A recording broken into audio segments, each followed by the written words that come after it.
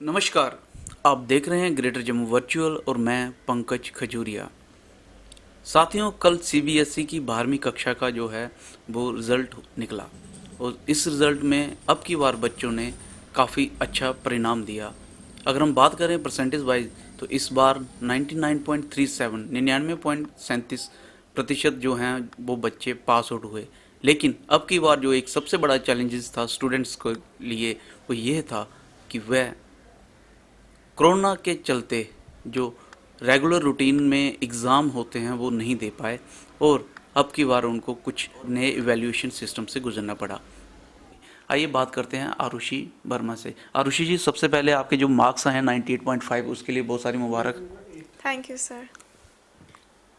आरुषि जी, इतने जो मार्क्स आए हैं इसका आपने एक्सपेक्ट किया था कि आप 98 या 99 की रीच में पहुंचेंगे कि यस सर, बिल्कुल किया था। इनफैक्ट जबकि ये रेशियो बाहर आया 30-40 का, उसी टाइम से मतलब हमने सारे मार्क्स निकाले। 10th के देख लिया था, 11th का पूरा देखा, 12th में जो प्री बोर्ड्स हुए थे, जो हमने इंटरनल्स दिए थे, वो सब देखा और ख़ुद ये फिगर आउट किया कि कितना आ सकता है।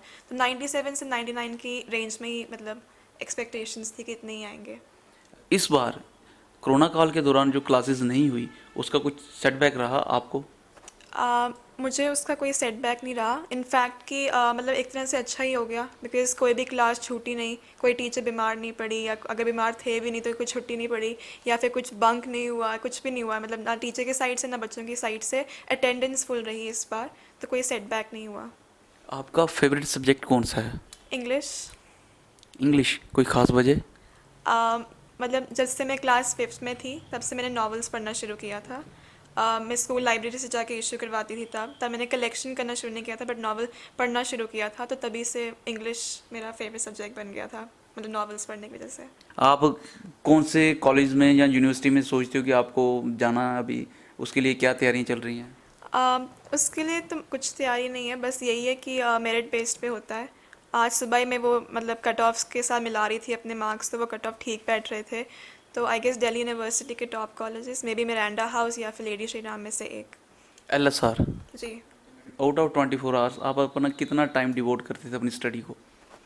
आई गेस हर दिन आई गेस डिफरेंट होता था, बट एवरेज अगर लें तो 8 to 10 hours. Ultimate goal of क्या है?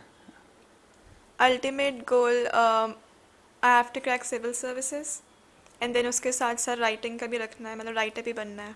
एंड उसी से आप कुछ मतलब चेंज ला सकते हो। जिस तरह से चीज़ें चल रही हैं उस तरह से नहीं चलेंगी, कुछ बेटर हो सकता है। तो आई गेस इसलिए सिविल सर्विसेज।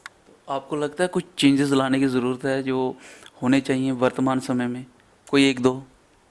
हाँ, मतलब काफ़ी चेंजेस होने चाहिए, बट आई गेस काफ़ी ऐसी चीज़ें जिनको चाहिए, लाइक एजुकेशन सेक्टर में बात करें अगर, तो आई गेस कि हमें कुछ ऐसे रिफॉर्म्स लाने हैं जिससे कि जो मतलब बेहतरीन लोग हैं जो कि इंजीनियरिंग और मेडिकल को ज़्यादा समझते हैं, उनको ये होना चाहिए कि हम टीचर भी बन सकते हैं। बिकॉज़ आजकल की ये रहता है कि टीचर्स को लोग लेफ़्ट ओवर समझते हैं कि जो कुछ नहीं बने वो टीचर बन गए। मैंने काफ़ी मतलब टीचर्स को भी बोलते सुना है that I am a teacher by chance not by choice.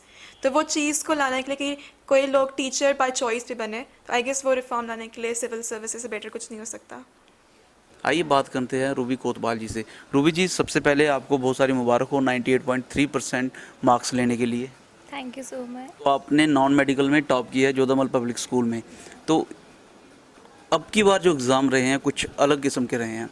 मैं बात करूं कोरोना काल की तो 40-30 और 30 रेशो में अब की बार उन्होंने 10th का 11th का और रिस्पेक्टिवली 12th क्लास का जो है वो रेशो जोड़ के वो मार्क्स दिए हैं। इस पे आपका क्या कहना है?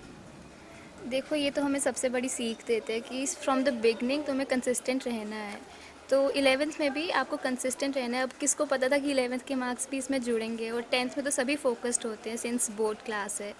तो हाँ, हमेशा से डेडिकेटेड रहो, अपना एम रखो, एंड देन बाकी सब तो इट इज़ विद गॉड। सो या आपने कितना टाइम डिवोट किया है अपनी स्टडी को? ऐसे तो I can't put an average to it, क्योंकि हर दिन वो चेंज होता रहता था। बट टू बी ऑनेस्ट कि मैं प्रेफर करती थी क्वालिटी स्टडी हो क्वांटिटी से। अब I am not sort of guy कि जो लेट नाइट पढ़ते रहे, तो आई प्रेफर्ड कि सुबह मैं जल्दी उठूँ। सो हाँ, एवरेज ऐसे मैं पुट नहीं कर सकती, बट 10-11 घंटे तो एक दिन में आपको देने ही पड़ते हैं। 11 घंटे out of 24 hours, it's mean 50% of, almost 50% of time you devoted for your studies.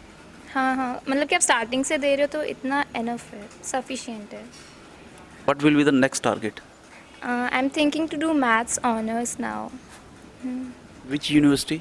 Delhi universities. तो आपको क्या लगता है कि इंटरनेट का रोल कितना रहा, जहाँ उसका जो चैलेंजेस थे वो कितने रहे आपके लिए?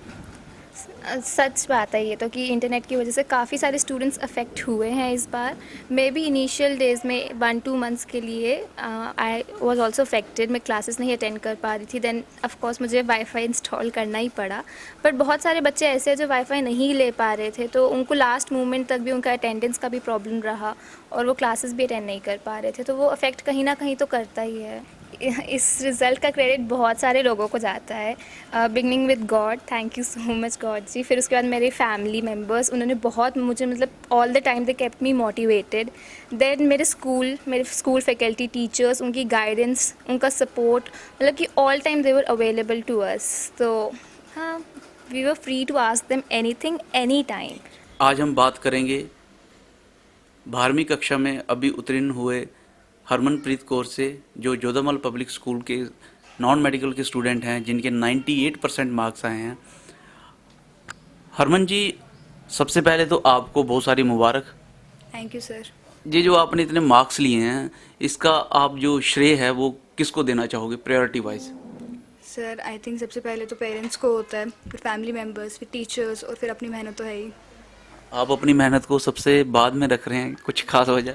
क्योंकि सर पहले तो एटमॉस्फेयर बहुत इंपॉर्टेंट होता है. कभी कभी बच्चे खुद बहुत टैलेंटेड होते हैं बट एटमॉस्फेयर की वजह से नहीं पढ़ पाते हैं, ना कुछ कर पाते हैं. तो आई थिंक एटमॉस्फेयर अच्छा बनाने के लिए सबकी मेहनत थी. अब की बार जो इवैल्यूएशन सिस्टम था वो था 40, 30 और 30. तो ये नए प्रकार का एक अब की बार एक्सपेरिमेंट था, उसके बारे में आपका क्या कहना है? सर सीबीएसई ने अभी तक से पूरी ट्राई की थी कि बच्चों के साथ जस्टिस हो, क्योंकि एग्ज़ाम नहीं देना तो एक सिस्टम तो बहुत स्पेसिफिक सिस्टम आना चाहिए ताकि बच्चों के साथ इनजस्टिस ना हो किसी भी तरीके से. तो आई थिंक अपनी तरफ से एक काफ़ी स्टेबल इवैल्यूएशन सिस्टम सीबीएसई ने इंट्रोड्यूस किया था. हाँ जी. नहीं, इसमें जो 40, 30 और 40 मार्क्स थे जो 12th के आपके थ्योरी और प्रैक्टिकल, और 30 था आपका 11th का, और 30 10th का. तो वो जो 11th और 10th के जो मार्क्स हैं 60% बनते हैं, तो उसका आपको कितना बेनिफिट मिला? सर काफ़ी बेनिफिट मिला क्योंकि 10th में मेरे काफ़ी अच्छे मार्क्स आए थे, प्लस 11th में भी डिसेंट परसेंटेज थी मेरी. तो इंटरनल 11th का 2 इंटरनल था, बट 10th का तो बोर्ड का ऑफिशियल मार्क्स ही थे. तो ठीक रहा था मेरा, दोनों ही अच्छे थे. तो ये जो नया इवैल्यूएशन सिस्टम इन्होंने रखा, जहाँ पे आप पहली मर्तबा एग्ज़ाम नहीं दे रहे हैं ऑफलाइन मोड में या रिटन फॉर्म में, और उन्होंने अपना नया इवैल्यूएशन सिस्टम जो लाया, इसके बारे में आपकी क्या राय है? सर अब कुछ ना कुछ तो करना ही था, क्योंकि सीबीएसई ने लास्ट मोमेंट तक ये प्लान किया था कि एग्ज़ाम्स बच्चे दें, क्योंकि हमें इंपॉर्टेंस पता है 12th क्लास के एग्ज़ाम्स की. तो उन्होंने लास्ट मोमेंट तक होल्ड ऑन किया था, बट इवेंचुअली सिचुएशन नहीं स्टेबल थी, तो करना तो था ही. और अपनी तरफ से उन्होंने काफ़ी टाइम लेके एक वेल प्लान सिस्टम एग्जीक्यूट किया था. मितुषी जी, सबसे पहले तो आपको जो आपके 97.3 मार्क्स हैं उसके लिए बहुत सारी मुबारक. Thank you. Don't you think कि there are so many students who works hard during the last periods of exam, when exams are almost near to come, but right now the evaluation system have changed each and everything. 10th, 11th, then 12th, each and everything has been included. What do you think about this? I think that, for example, anybody who works hard in 10th, उन्होंने वही same dedication से 12th में पढ़ना था. तो अगर एक बच्चा एवरेज है, वो एवरेज या थोड़ा सा अबव एवरेज ही स्कोर करता है, बिकॉज उसका जनरल टेंडेंसी ऐसा है पढ़ने का. So that's why I feel, even though I wouldn't say completely fair है, बिकॉज ऑब्वियसली एग्जाम्स नहीं हुए हमारे, but at the same time क्योंकि हमें एक जनरल पर्सपेक्टिव से देखा, 3 साल लिए एज अ सैम्पल साइज, तो उस वजह से आई फील दैट हाँ लास्ट में ज़्यादा एफर्ट लगाते हैं बच्चे, पर एट द सेम टाइम एक जनरल जो वो है कैपेबिलिटी, उस हिसाब से तो 3 साल वर फेयर टू जज एनीबॉडी. आपका सबसे फेवरेट सब्जेक्ट कौन सा है? मुझे सारी सब्जेक्ट्स पसंद है, but I would say economics काफ़ी पसंद है और बिजनेस स्टडीज़. ये दोनों सब्जेक्ट्स काफ़ी इजीली अंडरस्टैंडेबल थे और अच्छे भी लगते थे. What will be the next target after 12th? After 12th I am looking for going to Xavier's. मुझे BMM करना है, that is bachelors in mass media. Ultimate goal of life which you want to achieve? I want to be a film maker, तो बस media and then I do my masters and right on the track. Okay, let's come. जो पिछला 3 साल रहे जम्मू कश्मीर के अंदर काफ़ी disturbing रहा इंटरनेट के पॉइंट ऑफ व्यू से, और कोरोना काल 2 साल से रहा, तो इसके ऊपर आपको किस प्रकार के चैलेंजेस जो हैं वो फेस करने पड़े अपनी स्टडीज़ में, जो कि आज की डेट में आप 98 के करीब मार्क्स लाए हैं, उसके लिए आपने फेस किया? पर्सनली आई वुडेंट से मुझे इंटरनेट का इतना इशू हुआ। आई नो मेरे क्लासमेट्स को हुआ। आई हैड वाईफाई घर पे, तो इतना प्रॉब्लम नहीं था। आप देखते रहिए ग्रेटर जम्मू वर्चुअल। कैमरामैन काका जी के साथ मैं पंकज खजूरिया, ग्रेटर जम्मू वर्चुअल।